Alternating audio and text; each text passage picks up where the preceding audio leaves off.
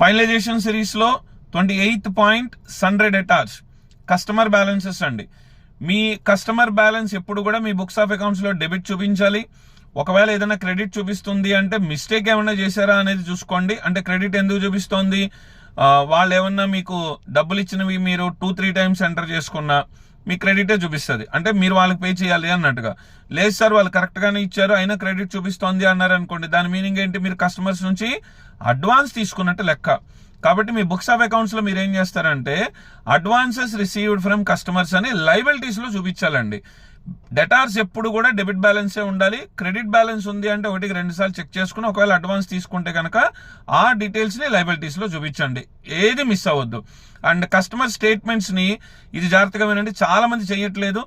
Customer closing balances మీకు out standing ఏదైనా ఉంది అంటే మీరు ఒక స్టేట్మెంట్ తయారు చేసి మీ కస్టమర్కి పంపించి దాన్ని యాక్సెప్ట్ చేయమని మెయిల్ ద్వారా కానీ లేకపోతే ఫిజికల్గా సిగ్నేచర్ కానీ పెట్టించుకుని తెచ్చుకోండి. ఇది లీగల్గా కూడా మీకు తర్వాత ఉపయోగపడుతుంది. అవుట్ స్టాండింగ్ స్టేట్మెంట్ కస్టమర్ నుంచి తీసుకొని కన్ఫర్మేషన్ చేయించుకోవడం అనేది చాలా చాలా అవసరం.